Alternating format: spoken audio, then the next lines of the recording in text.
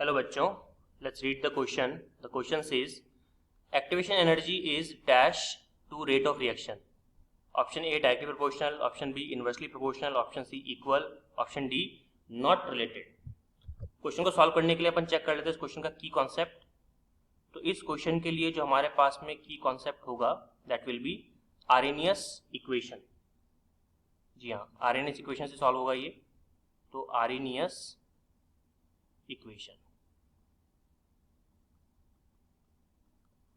तो मैं एक बार काम करता हूँ, क्वेश्चन को सॉल्व करने से पहले आरएनएस इक्वेशन के बारे में थोड़ा सा आपको बताता हूँ और फिर चेक करते हैं कि अपन आंसर कर पाएंगे कि नहीं कर पाएंगे.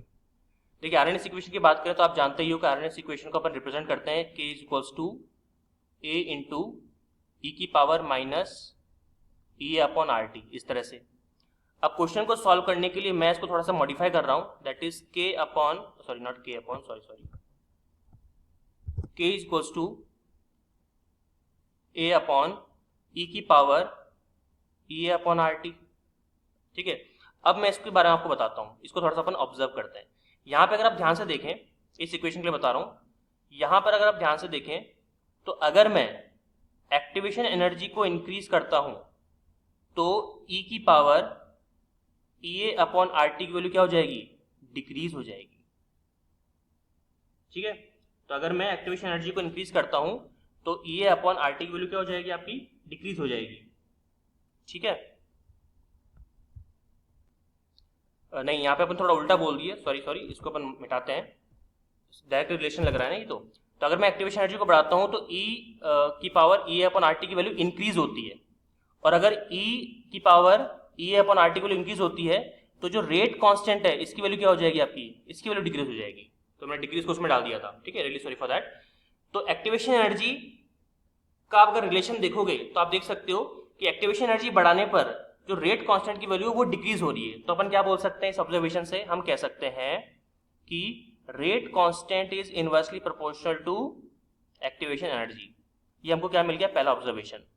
अब एक चीज हम जानते हैं. क्या जानते हैं हम ये जानते हैं कि वी नो दैट चाहे तो अपन इसको मिटा सकते हैं इन सबको. देखिए, हम जानते हैं क्या कि जो रेट ऑफ रिएक्शन है, रेट ऑफ रिएक्शन वो हमेशा डायरेक्टली प्रोपोर्शनल होता है किसके? रेट कांस्टेंट के. रेट कांस्टेंट के, जिसका सिंबल होता है k. तो अगर rate of reaction rate constant के बराबर है तो मैं क्या बोल सकता हूं कि रेट कांस्टेंट तो किसके इनवर्सली प्रोपोर्शनल हो गया? ई के. तो रेट ऑफ रिएक्शन भी किसके इनवर्सली प्रोपोर्शनल होगा? ई के. तो हम अगर इन दोनों का आपस में मैच कर दें, इन दोनों का अगर हम क्या करवा दें? अमेलगमेशन करवा दें, तो हमको क्या मिलने वाला है? हमको मिल जाएगा हमारा answer, that is rate of reaction